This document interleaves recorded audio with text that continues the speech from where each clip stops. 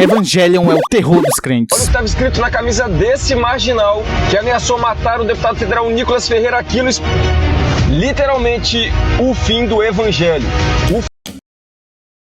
Ai, que burro, dá 0 pra ele.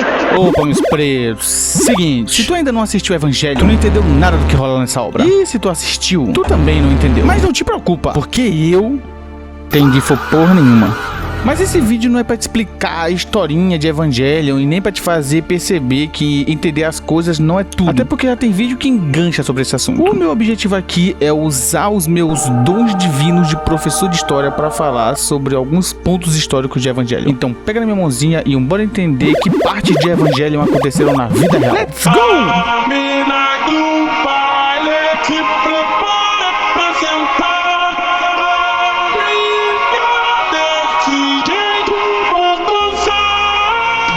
Tu seja leso, Neon Genesis Evangelion é um mangá que lançou em 1994 do mangaka Hideaki Anno, que é basicamente o Gendo Ikari na vida real. Eu tô começando a perceber que todo mangaka se mete no próprio mangá como um dos personagens. No dia que eu lançar meu quadrinho vai ter como um dos bonecos, eu tô logo dizendo. Essa parada foi um sucesso tão absurdo que logo no ano seguinte ganhou um anime com 26 episódios e um filmezinho pra explicar o último episódio, já que ninguém tinha entendido nada. Nesse vídeo eu vou focar nessa versão, até porque foi a que eu consumi. A história se passa em 2015, na cidade de Tóquio 3, que tem esse nome porque tiveram outras duas Tóquio que foram destruídas no passado. E como que isso rolou? Acontece que lá no passado rolou uma catástrofe destrutiva chamada de Primeiro Impacto, que ferrou com tudo. E depois de um tempo rolou um segundo impacto que destruiu tudo de novo. E que inclusive matou a Yui Ikari, que é a esposa do Gendo Ikari e mãe do Shinji Ikari. O Shinji é um adolescente todo traumatizado pelo segundo impacto. Ele cresceu em Tóquio 3, conviveu sempre com essas ruas desertas e com toda essa destruição.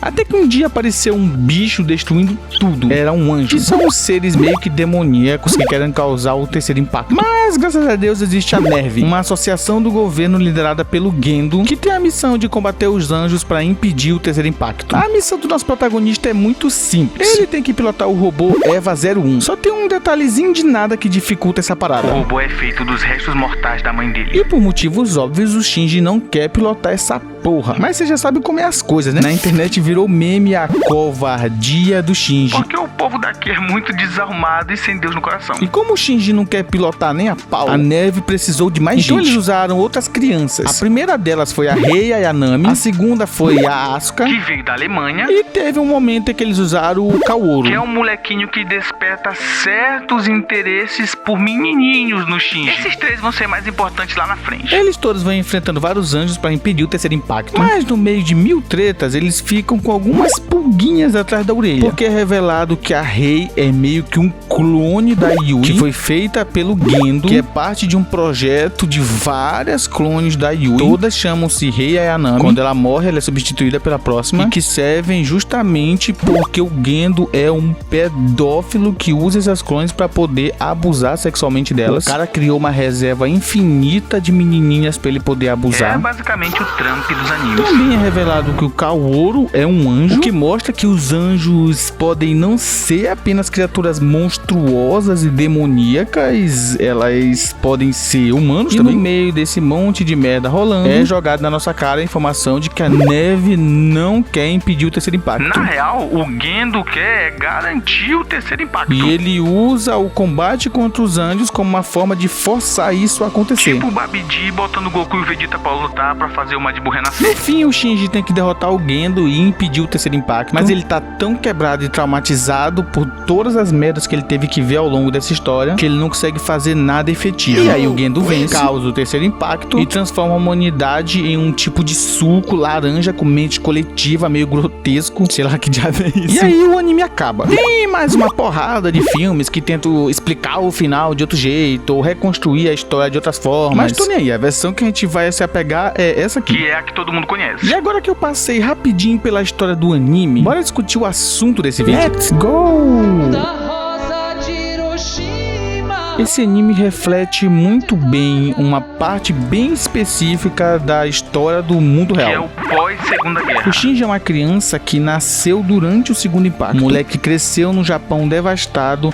e conviveu com medo de o Terceiro Impacto. É meio claro que esse contexto todo é sobre o Japão depois da Segunda Guerra Mundial. Não é por menos que os aliados internacionais deles são da Alemanha, que era justamente o maior aliado do Japão durante a Segunda Guerra. Não sei se tu sabia, mas o Japão foi membro fundador do eixo. Inclusive, eu achei interessante o anime não ter retirado esse detalhe, ou escondido, ou passado pano pra esse passado nazista que o Japão teve. Que é algo que a maioria dos outros animes mainstream costuma fazer. Até porque lá no Japão, falar desse passado fascista é um tabu gigantesco. Mas o foco aqui não é destrinchar esse passado fascista do Japão. Uma hora vai ter um vídeo só pra explicar isso aí. Nosso foco aqui é falar sobre os impactos. E tá meio óbvio que os impactos são uma alegoria para bombas atômicas. Lá em 1945, o Japão já estava rendido e os Estados Unidos sabiam disso. Mas mesmo assim, nada impediu deles jogarem uma bomba atômica na cidade de Hiroshima, matando milhares e demonstrando pro mundo inteiro o quanto eles conseguem ser sanguinários. Isso já foi o suficiente. Não precisava mais fazer nada. Eles já tinham demonstrado que eles tinham poderio militar acima de qualquer outra nação. Mas nós estamos falando dos Estados Unidos. No quesito crueldade, eles não têm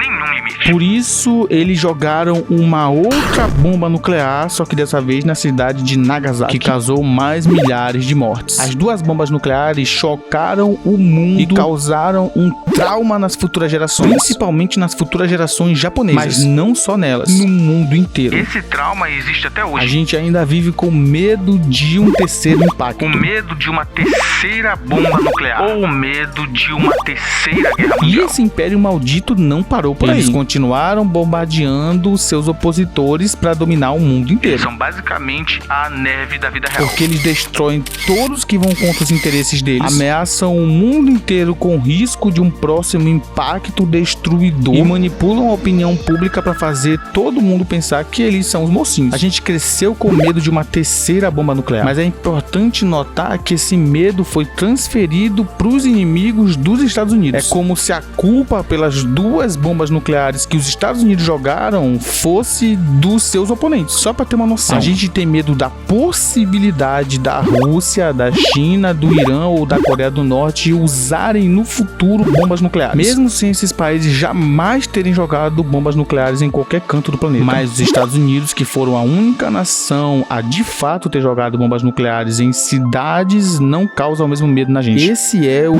poder da ideologia. Se a gente fosse pensar só nos fatos históricos, a gente devia ter medo dos Estados Unidos. Afinal, se tem alguma chance de algum país usar bomba nuclear em outro, a maior possibilidade é que seja aquela única nação que já usou bombas nucleares duas vezes. Mas essa nação tem que manipular a mente de todo o planeta para que todo mundo acredite que eles são os mocinhos da história. E para isso, eles precisam manipular a mídia global, a indústria cultural e as escolas da maior parte do mundo. E demonizar os países que não deixam eles fazerem isso. Se só tem um lado falando, esse lado vai te fazer acreditar que os inimigos deles são um perigo e que os atos deles sempre são justificáveis. É aqui que entra o Kaworu. O mundo inteiro de Evangelion acredita que os anjos eram criaturas monstruosas que eram pura destruição. Até que apareceu esse moleque, um menino humano que é um anjo. Isso levanta a dúvida. Se existe esse menino anjo, é possível ter outros? Se os monstros podem ser pessoas normais, isso faz a gente repensar se realmente faz sentido acreditar em quem deu esse rótulo pra eles. É a mesma coisa que eu falei no vídeo de Gachakuta. Desumanizar o oponente é uma das principais ferramentas pra dominar um povo. Porque se aquele povo é menos humano, tu não liga se eles sofrem ou morrem. Então tu vê imagens como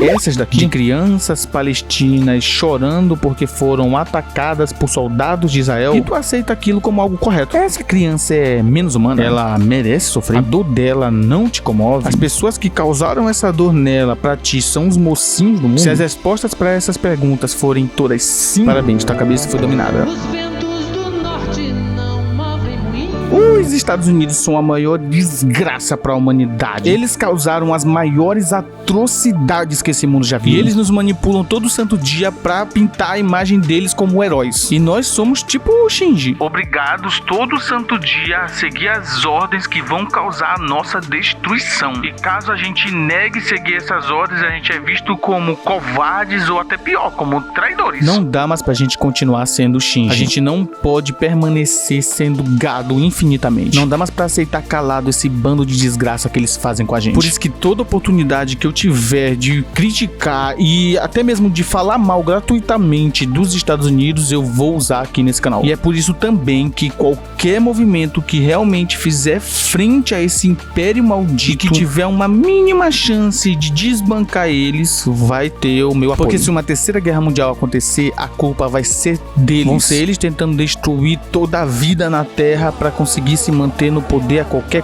custo.